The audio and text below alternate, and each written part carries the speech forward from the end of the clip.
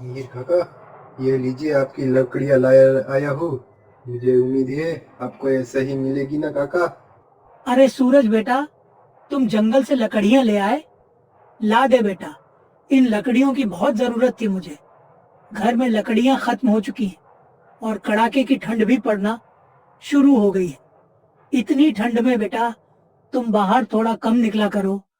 कल ही खबर मिली कि गांव में ठंड ने एक और व्यक्ति की जान ले ली। काका, गरीब अगर ठंड की परवाह करेगा तो खाएगा क्या। चलिए अब मैं चलता हूँ काका, अपना ख्याल रखना, मुझे और भी लकड़ियाँ बेचनी है। एक छोटे से गांव में सूरज नाम का एक लकड़हारा रहता था। सूरज दिन रात मेहनत करके जंगल से लकड़ियां लाता और गांव-गांव जाकर उन्हें बेचता। उसे जो भी पैसे मिलते, उनसे वह अपनी प्यारी पत्नी रेखा और अपने परिवार का पेट पालता था। सर्दियों का समय था, ठंडी हवाएं चल रही थी और सूरज सर्दी की परवाह किए बिना लकड़ियां बेचने निकला करता। हर सुबह जब वह जंगल से लकड़ियां लेकर लौटता, उसकी थकी हुई आंखों में एक उम्मीद और संघर्ष की चमक होती थी। उसे पता था कि यही मेहनत उसके परिवार को सर्दी से बचा पाएगी। रेखा भी उसे देखकर दिल से दुआ करती। उसका सपना था कि एक दिन सूरज की मेहनत का फल उसे जरूर मिलेगा। हिनाता भाभी, ओ हिनाता भाभी, लकड़ियाँ लाया हूँ, बाहर आकर ले लीजिए ना। अरे सूरज भैया, आ गए आप। मुझे मेरी लकड़ियां दे दीजिए। भैया, कल आप थोड़ी ज्यादा लकड़ियां लाइए। ठंड बहुत ज्यादा बढ़ गई है। इतनी लकड़ियों से तो काम ही नहीं चलता है, इसलिए कल आप थोड़ी ज्यादा लकड़ियां लाइए। ये लीजिए आपके पैसे। ठीक है भाभी जी, कल से मैं आपके लिए थोड़ी और लकड़ियाँ ले आऊंगा ताकि आप आराम से सर्दियाँ झेल सके। और अब मैं चलता हूँ, लकड़ियाँ बेचने जाना है मुझे और जगह। लकड़ियां बेचकर सूरज थका हुआ घर लौट रहा था। ठंड बढ़ती जा रही थी और उसकी शरीर की थकान के साथ कपकपी भी बढ़ती जा रही थी। लेकिन उसके चेहरे पर किसी तरह की शिकायत नहीं थी। बस मन में यही विचार था कि रेखा और उसके बच्चे गर्म रहेंगे। वहीं उसी गांव में नील नाम का एक और लकड़हारा भी था। नील एक बहुत ही धूर्त इंसान था। वह सूरज से अलग अपनी लकड़ियां 2 गुने दाम पर बेचता था और यही कारण था कि गांव वाले नील के बजाय सूरज से लकड़ियां खरीदते थे। नील की आंखों में एक जलन और सूरज के लिए गहरी नफरत थी। हे भगवान, न जाने कहाँ रह गए वो। कितनी तेज हवाएं चल रही, लेकिन अभी तक वो घर नहीं आए। मैंने उनसे कितनी बार कहा था कि घर जल्दी आ जाओ, लेकिन वह तो मेरी सुनते ही नहीं है। अब इतनी ठंड में ना जाने कहाँ होंगे। रेखा, अरे वो रेखा। आ गया। कहाँ रह गए थे इतनी देर तक? आपको पता नहीं कि कितनी ठंड है बाहर, ऊपर से ये सर्द हवाएं। मैं क्या कहूँ, मैंने आपसे कितनी बार कहा है कि घर जल्दी आ जाया कीजिए। ये ठंड और हवाएं इतनी खतरनाक हो सकती हैं और आप बिना सोचे बाहर निकल जाते हो। हाँ रेखा, कहो तो तुम ठीक रही हो। कल से मैं कोशिश करूंगा घर जल्दी आने की, ताकि तुम्हें अकेला ना छोड़ना पड़े। अभी मुझे बहुत ठंड लग रही है, जैसे पूरा शरीर कांप रहा हो। तुम जल्दी से खाना पकाओ, तब तक मैं चूल्हे के पास आग सेक लेता हूँ, तुम निकल लो। Time piece. सुनो जी, मैं सोच रही थी कि ठंड बहुत बढ़ गई है, तो एक कंबल में रात नहीं कटेगी। मैं एक काम करती हूँ, मोटा वाला कंबल भी निकाल दूंगी आज। हाँ रेखा, तुम ठीक कह रही हो। आज सच में ठंड बहुत है और दिल में एक अजीब सी घबराहट भी चल रही है। तुम वो मोटा वाला कंबल निकाल देना ताकि सर्दी से कुछ राहत मिल सके। लेकिन तुम पहले खाना खा लो, तुम्हारी सेहत की मुझे चिंता है। इस तरह दिन भर की कड़ी मेहनत के बाद सूरज और रेखा अपने छोटे से घर में खाना खाकर सो जाते थे। दोनों की आंखों में थकान और चेहरे पर चुप्पी थी, लेकिन दिल में एक अजीब सी संतुष्टि थी, क्योंकि उन्होंने दिन भर की मेहनत से जो कुछ भी कमाया था, वो अपने परिवार के लिए था। अरे भगवान, जल्दी से खाना लगा दो, मुझे लकड़ियां लाने जंगल भी जाना है। क्या कर रही हो तुम? हाँ जी, खाना तैयार है, अब बस आकर खा लीजिए। चलो रेखा प्राण प्रिय, अब मैं चलता हूँ, मुझे बहुत ज्यादा देर हो रही है। सब लकड़ी वाले मेरी राह देख रहे होंगे। लकड़ी में जल्दी से देके जल्दी घर आ जाऊंगा। हे भगवान, कितनी ठंड है यहाँ। क्या कर रहा हूँ मैं? इधर तो जैसे बर्फ का मौसम चल रहा हो, हम गरीबों पर जल्दी से जंगल चला जाता हूँ, नहीं तो आते आते शाम हो जाएगी। भगवान, इतनी ज्यादा ठंडी हम गरीबों पर क्यों बरसा रहे हो? मीनादा भाभी, आज मैं आपके लिए बहुत ज्यादा लकड़ियां लाया हूँ। आपने परसों कहा था ना, इसीलिए अब आपको ये सारी की सारी लकड़ियां लेनी पड़ेगी। हाँ सूरज भैया, दे दीजिए, ये लीजिए आपके पैसे। गांव के अन्य लोग भी अपने घरों में आग जलाकर किसी तरह अपनी रात काट रहे थे। घरों में हल्की रोशनी, गर्मी और सुख की तलाश थी। जिन गलियों में रात के समय भी चहल पहल रहती थी, वहां अब एक अजीब सा सन्नाटा पसरा हुआ था। ठंडी हवाएं हर घर को अपनी पकड़ में ले रही थीं और गांव की गलियां सुनसान हो चुकी थीं। आज गांव में ठंड बहुत ज्यादा थी। ठंडी हवाओं के कारण हर कोई अपने घरों में सिकुड़ कर बैठा था। लोग अपने अपने घरों में लकड़ियां जलाकर आग सेक रहे थे ताकि ठंड से कुछ राहत मिल सके। सूरज भी अपनी पत्नी रेखा के साथ इसी ठंड में अपने घर में आग जलाकर थोड़ी गर्मी का एहसास कर रहा था। वहीं दूसरी तरफ नील ने जंगल से बहुत सी लकड़ियां काटकर अपने घर में जमा कर ली थीं। वह उन्हें गांव में बेचने के बजाय अपने घर में सहेज कर रखता था। एक दिन जब नील घर में लकड़ियां समेट रहा था, उसकी पत्नी ने उससे चुपके से पूछा, अजी, आप इतनी सारी लकड़ियां बेकार में जमा क्यों कर रहे हो? घर में जमा करने से अच्छा है कि आप इन्हें गांव में बेच आओ। अरे मेरी भोली पत्नी चांदनी, तुम मुझे जानती नहीं। तुम्हारा पति बहुत दिमाग वाला है। दिल में गर्व और उत्साह है, क्योंकि मुझे पूरा यकीन है कि मेरी योजना काम करेगी। तुम बस देखती जाओ, कुछ ही दिनों में गांव में बारिश होने वाली है, ऐसा गांव वाले बोल रहे थे। यह मौका बिल्कुल सही है। और जब बारिश हो जाएगी तो जंगल की सारी लकड़ियां गीली हो जाएंगी, फिर गांव का कोई भी लकड़ी नहीं बेच पाएगा। सूरज भी नहीं निकलेगा। बस इसी मौके का फायदा हमें उठाना है। उस वक्त मैं इन लकड़ियों को गांव वालों को 2 गुने दाम में बेचूंगा और तुम देखोगी कि गांव वालों के पास मुझसे लकड़ियां खरीदने के अलावा कोई चारा नहीं बचेगा। यह सोचकर मेरे मन में एक अजीब सा संतोष और आत्मविश्वास है, जैसे सब कुछ मेरी पकड़ में हो। ज्यादा लकड़ियां काटकर अपने घर पर जमा करने लगा था। दिन यूं ही बीत रहे थे और हर कोई अपने अपने जीवन में उलझा था। ऐसे ही एक रात सूरज और रेखा खाना खाकर सो जाते हैं। उनकी नींद में कोई खलल नहीं था, लेकिन अचानक आधी रात को तेज गड़गड़ाहट के साथ बारिश शुरू हो जाती है। जैसे ही यह आवाज सूरज के कानों तक पहुंचती है, उसकी नींद टूट जाती है। उसकी धड़कनें तेज हो जाती हैं और वह उठकर खिड़की से बाहर झांकता है। गांव में मूसलाधार बारिश हो रही थी। उसे यह देखकर बहुत चिंता हुई, क्योंकि यह मौसम की ताजी आफत थी और उसे पता था कि अगर यह बारिश इतनी ही तेज रही तो उसके जैसे छोटे किसान और लकड़हारे बहुत मुश्किल में आ जाएंगे। वह घबराया हुआ सोचने लगा, भगवान, ये तो बहुत ज्यादा बारिश हो रही है। इसका मतलब लोग सच ही कह रहे थे कि आज बहुत ज्यादा कड़ाकेदार बारिश होने वाली है। और बारिश के साथ साथ तो ये ठंड भी बहुत बढ़ती जा रही है। लेकिन यहाँ इतनी जल्दी बारिश हो जाएगी, ये तो मैंने सोचा ही नहीं था।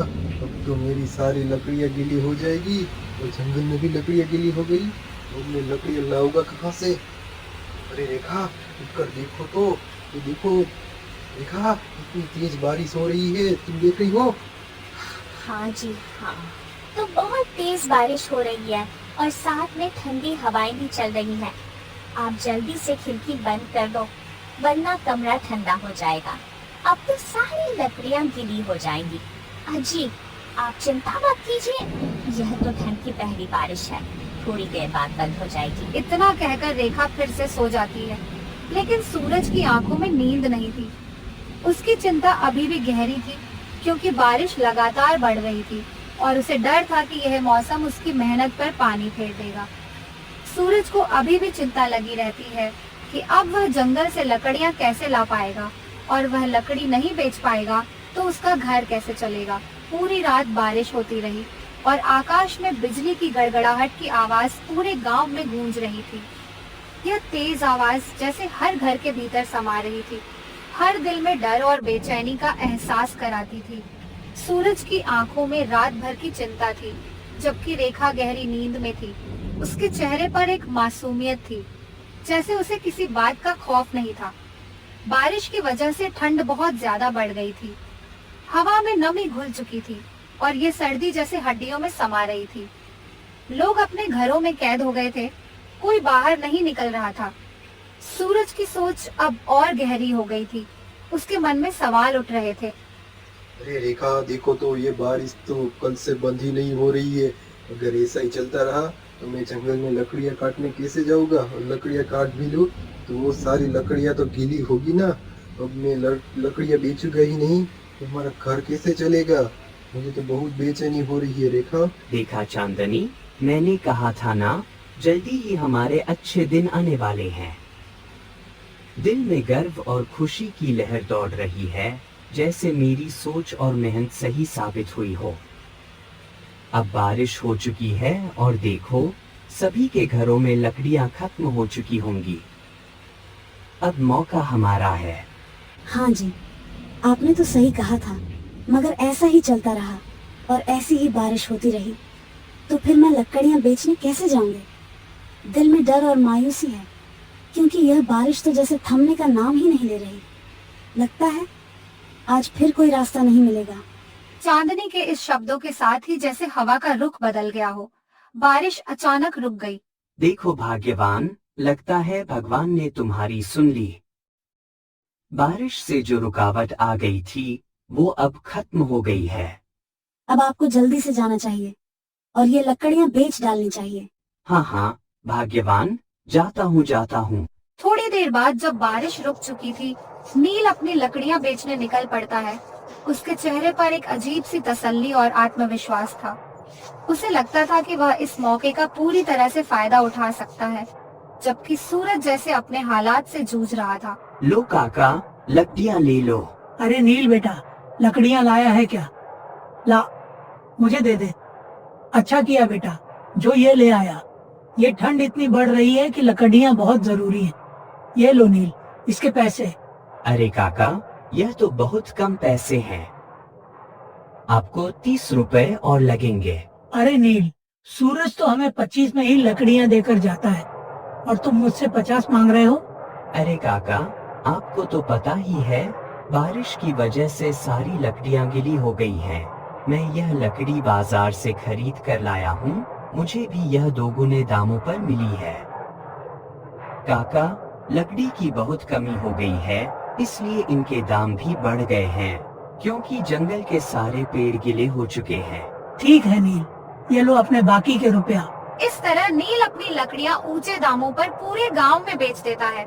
हर घर में ठंड से बचने की बेचैनी थी और नील की लकड़ियां उनके लिए एकमात्र सहारा थीं। आज सूरज के यहाँ राशन भी खत्म हो चुका था और उसके घर में आज चूल्हा भी नहीं जल रहा था। रेखा ने कई बार रसोई की ओर देखा, लेकिन कुछ नहीं था। घर में ठंडी हवाओं के सिवा कुछ नहीं था और सूरज की आंखों में गहरी चिंता और निराशा का साया था। जी, आज तो घर में चूल्हा भी नहीं जला, सहारा राशन खत्म हो चुका है। आप मुखिया जी के पास जाकर कुछ मदद क्यों नहीं मांगते? हो सकता है वह आपकी कुछ मदद कर दे। ठीक है रेखा, मैं जाकर देखता हूँ, अगर कुछ हो मुखिया जी सहायता कर पाए तो। नमस्ते मुखिया जी। अरे आओ सूरज, बताओ कैसे आना हुआ? मुखिया जी, कल से जो बारिश हो रही है उसके कारण गांव के सारे पेड़ गीले हो चुके हैं। मैं तो लकड़ियां काटने भी नहीं जा रहा हूँ। वो लकड़ियां जो काट के लाया था वो लकड़ियां भी गीली हो गई है। अब मैं लकड़ियां ही नहीं बेच पा रहा हूँ। अब तो मेरे घर का सारा राशन भी खत्म हो चुका है। अनाज भी मांग मांग के खाना पड़ता है। आज मेरे घर में चूल्हा तक नहीं जला है। अगर आप थोड़ी सी मदद कर दे तो आपकी बहुत ही ज्यादा भगवान की कृपा होगी और मेरी भी दुआ आपको मिल जाएगी। मुखिया जी, क्या सोच रहे हैं आप? तो देख सूरज, मैं तेरी मदद तो कर देता, लेकिन अभी मेरे हाथ भी तंग हैं। अभी मेरे खुद के लाले पड़े हैं, तो मैं तुम्हारी कैसे मदद करूं? सूरज की बातें सुनकर मुखिया ने थोड़ी देर तक चुपचाप उसकी ओर देखा, फिर एक हल्की सी हंसी हंसते हुए बहाने बनाते हुए कहा, अरे मुखिया चाचा, अभी तो मेरे पास पैसे नहीं है, लेकिन जैसे ही पैसे आते हैं मैं आपको सारे के सारे पैसे लौटा दूंगा, वो भी ब्याज के साथ। आप टेंशन मत लीजिए। अरे अब तो मुझे कुछ भी समझ में नहीं आ रहा है। मुखिया जी ने भी मदद करने से मना कर दिया। अब मैं घर पे जाके रेखा को क्या जवाब दूंगा? घर में खाने का तो एक अन्न का दाना भी नहीं है। वो बहुत ज्यादा निराश हो जाएगी ये बात सुनकर। इतना सुनकर सूरज का दिल टूट गया। मुखिया की बातों में कोई तसल्ली नहीं थी, केवल बहाने थे, और सूरज को महसूस हुआ कि कोई भी उसकी हालत को समझने वाला नहीं था। और फिर बिना कुछ कहे चुपचाप वहाँ से चला गया। उदास मन से सूरज घर वापस लौट आता है और उसकी हर कदम में एक गहरी निराशा और थकावट साफ झलक रही थी, जैसे पूरी दुनिया ने उसे अकेला छोड़ दिया हो। क्या हुआ जी? मुखिया जी ने क्या कहा? अरे रेखा, हम गरीबों की मदद तो कोई नहीं करना चाहता।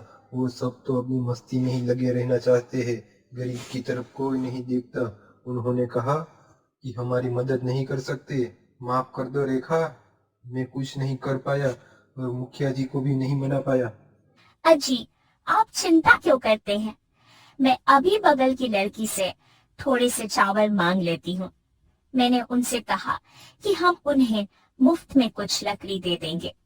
आज का तो गुजारा जैसा तैसा हो जाएगा। चलिए, मैं इसे जल्दी से पका देती हूँ। अरे चांदनी, आज तो पकवान बनाओ, बहुत अच्छी कमाई हुई है आज। मन में एक जबरदस्त खुशी और संतोष की लहर दौड़ रही है, जैसे मेहनत का फल अब मिल गया हो। दिल में हल्का सा गर्व भी है, क्योंकि आज जो काम सोचा था वो सफलता की ओर बढ़ता हुआ दिख रहा है। अब यह खुशी का पल है और मुझे लगता है कि आज हमें घर में कुछ खास होना चाहिए। चांदनी, तुम पकवान बनाओ, आज घर में खुशी की लहर छा जाए। हाँ जी, आज तो मैं छोले पूरी बनाऊंगी। सोचते ही मुंह में पानी आ गया।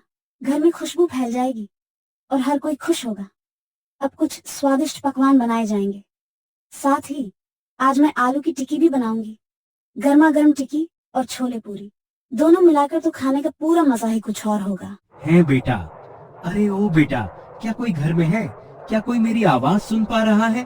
अरे क्या हुआ बूढ़ा? क्यों चिल्ला रहा है इतनी रात को? बेटा, क्या मैं आज रात तुम्हारे घर पर रुक सकता हूँ? क्या मैं यहीं पर आंगन में रुककर ही रात बिता लूंगा? ओहो, भिखारियों से तो मैं तंग आ चुकी हूँ। अरे बेटी, मैं पड़ोसी गांव से यहाँ भिक्षा मांगने आया था, लेकिन शाम हो गई और ठंड भी बहुत ज्यादा बढ़ गई है। हाथ पांव कांप रहे हैं, शरीर ठिठुर रहा है, दिल में बहुत डर भी समा गया है कि अब कहाँ जाऊं। अरे ओ बुढ़ा, यहाँ कोई आश्रम है क्या जो तुम यहाँ रुकोगे? बेटी, मैं यहीं पर आंगन में रुककर ही रात बिता लूंगा। तुम्हें मेरी वजह से बिल्कुल भी परेशानी नहीं होगी। बस तुम आराम से सोना। मेरी हालत ठीक नहीं है, लेकिन तुम्हें तकलीफ हो ये मैं नहीं चाहता। तुम चिंता मत करो, मैं खुद को संभाल लूंगा। अरे ओ बुढ़े, मैंने कहा ना एक बार कि यहाँ से जाओ। 14 से भगा देती है। उसकी आंखों में गुस्सा और नफरत का मिश्रण था। बाबा, जो अक्सर गांव में आकर किसी से कुछ मदद की उम्मीद रखते थे, अब चुपचाप वहाँ से हटने लगे। बूढ़े बाबा सूरज के घर की ओर बढ़ते हैं। पन बेटा, अरे ओ बेटा, क्या कोई घर में है? क्या कोई मेरी आवाज सुन पा रहा है? अरे बेटी, मैं पड़ोसी गांव से यहाँ भिक्षा मांगने आया था, लेकिन शाम हो गई और ठंड भी बहुत ज्यादा बढ़ गई है।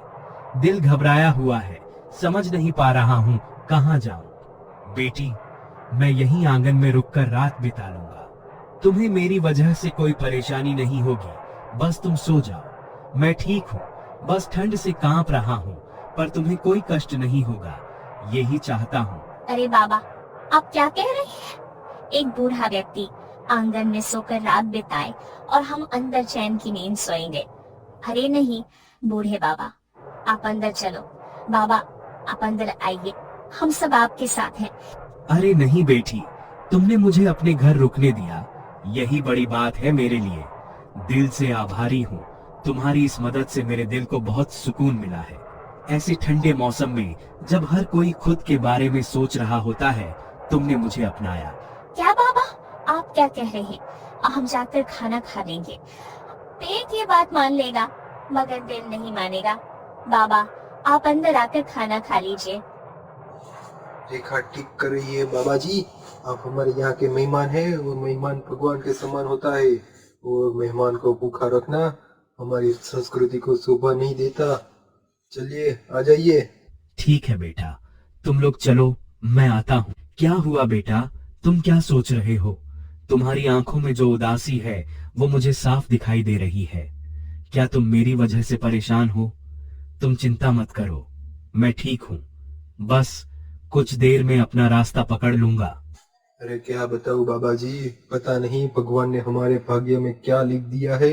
हमें तो एक वक्त तक खाना भी ठीक से नहीं मिल पाता है और नसीब भी फूट गया है। बेटा, तुम्हारी तो खुद की स्थिति बहुत बुरी है, फिर तुम मुझे खाना क्यों खिला रहे हो? तुम्हारे तो खुद के लाले पड़े हुए हैं, फिर भी तुम अपनी हालत को दरकिनार करके मुझे मदद दे रहे हो। यह देखकर दिल में बहुत ही गहरी भावना उमड़ रही है। तुम्हारी ये दरिया दिली, तुम्हारा सच्चा इंसानियत का रंग मेरे दिल को छू जाता है। तुम सच में एक बड़ी आत्मा हो। बाबा, हम भले ही गरीब है लेकिन दिल के बहुत ज्यादा अमीर है, पैसे वाला है। आपको भूखा रख कर हम खाना खा ले तो ये हमें शोभा नहीं दे सकता है बूढ़े बाबा। ये तो हमारी संस्कृति के खिलाफ हो जाएगा। अतिथि देवो भव होता है ना। बेटा, देखना, भगवान एक दिन तुम्हारी जरूर सुनेगा। तुम्हारी अच्छाई, तुम्हारा दिल जो दूसरों के लिए दर्द महसूस करता है, वो कभी बेकार नहीं जाएगा। तुम्हारे इस त्याग और मदद को ऊपर वाला जरूर देख रहा है और एक दिन तुम्हें वो सुख और शांति जरूर देगा जिसका तुम हकदार हो। पता नहीं बाबा, भगवान कब हमारी सुनेगा और कब हमें जल्दी से इस मुसीबत से बाहर निकल सकेगा। अब छोड़िए भी, आप लोग क्या बात है लेकर बैठ गए। बाबा, आप तो खाना खा लीजिए। बाबा, आप फिर से हमारे घर जरूर आना, हमें बहुत अच्छा लगेगा आपकी सेवा करके। बेटा, मैं तुम्हारे व्यवहार से बहुत संतुष्ट हूँ। भले ही तुम लोग गरीब हो, लेकिन तुम्हारा दिल बहुत अमीर है। तुम्हारी मासूमियत और अच्छाई ने मुझे बहुत प्रभावित किया है। बेटी, मुझे तुम लोगों को उपहार देने का बहुत मन कर रहा है। तुम्हारे जैसा सच्चा इंसान हर जगह नहीं मिलता और तुम्हारी मदद से जो सुकून मिला है। अरे बाबा, अरे बेटा, जब कोई बड़ा उपहार दे रहा हो तो मना नहीं करते, खुशी खुशी स्वीकार करते हैं। देखो, तुमने मुझे जो कुछ भी दिया है वो सिर्फ एक भौतिक चीज नहीं है, बल्कि एक सच्चे दिल से दिया गया तोहफा है।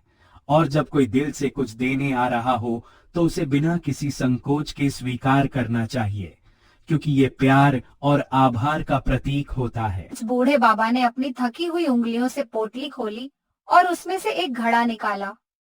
बाबा ने धीमे से मुस्कुराते हुए सूरज के हाथ में वह घड़ा रखा। सूरज ने घड़े को हाथ में लिया। वह बाबा की ओर देखने लगा, जो धीरे धीरे मुंह फेरते हुए चलने लगे थे। क्या लगता है भाग्यवान, क्या होगा इस घड़े में? मेरी तो बेचैनी ही खत्म नहीं हो रही है। मैं जल्दी से खोलने की कोशिश करूं क्या? जी, आप इसे खोल कर क्यों नहीं देखते? कभी कभी हम जो चीजें देख नहीं पाते हमारे सामने आ जाती है। रेखा और सूरज जैसे ही घड़ा खोलकर देखते हैं, उनकी आंखों में आश्चर्य और खुशी की एक लहर दौड़ जाती है। घड़े के भीतर सोने का एक चमचमाता सिक्का रखा था। सूरज और रेखा दोनों के चेहरे पर एक पल के लिए ठहराव आया। फिर जैसे ही उन्हें यह एहसास हुआ कि यह उनका भाग्य बदल सकता है, उनकी आंखों में चमक आ गई। उस क्षण में सूरज और रेखा के दिलों में एक नया सपना पलने लगा। एक सपना जहां उनके पास एक मौका था, एक नई शुरुआत थी। क्या भाग्यवान, रेखा बाण प्रिय, देखो क्या है इसमें। अरे बाप रे, इतने सारे सोने के सिक्के। रेखा, मुझे तो लगता है वो बुढ़ा कोई साधारण आदमी नहीं था, वो तो एक भगवान का स्वरूप था। भगवान ने आज हमारी सुन ली है और हमारी सारी मनोकामना भी सफल हो गई है। आज से हम सुखी सुखी जीवन बिताएंगे, मेरी प्राण प्रिय रेखा। इस तरह सूरज और रेखा के दुखों के दिन समाप्त हो जाते हैं और उनके जीवन में एक नई रोशनी आती है। वे खुशी खुशी अपना जीवन बिताने लगते हैं। अब उनकी आंखों में उम्मीद की चमक है और दिल में एक नई ताकत। वे जानते थे कि अब उन्हें किसी भी मुश्किल का सामना करना पड़े, वे उसे साथ मिलकर पार कर सकते हैं। उनके जीवन में हर दिन एक नई शुरुआत थी और यह खुशियां उनके संघर्षों और ईमानदारी के परिणाम स्वरूप आई थीं। वहीं दूसरी ओर नील, जो हमेशा अपनी चालाकियों और धूर्तता के सहारे आगे बढ़ने की कोशिश करता था, पेड़ काटते हुए खुद को धोखा दे बैठा। एक भारी पेड़ अचानक उसके ऊपर गिर जाता है और वह बुरी तरह से घायल हो जाता है। यह हादसा नील के लिए एक चेतावनी बनकर आता है, क्योंकि उसे अपने कर्मों का फल मिल चुका था। उसकी आंखों में पीड़ा थी, लेकिन साथ ही वह यह समझने लगा था कि कोई भी गलत काम सजा से बच नहीं सकता। दोस्तों, कहानी यही खत्म होती है। इस कहानी से हमें यही सीख मिलती है कि धन और दौलत सब यहीं धरे रह जाएंगे, हमारे साथ सिर्फ हमारे कर्म ही जाएंगे। इसलिए हमें हमेशा अच्छे कर्म करने चाहिए, क्योंकि यही हमारी असली संपत्ति होती है। अगर कहानी पसंद आई हो तो वीडियो को लाइक करें और चैनल को सब्सक्राइब करना ना भूलें।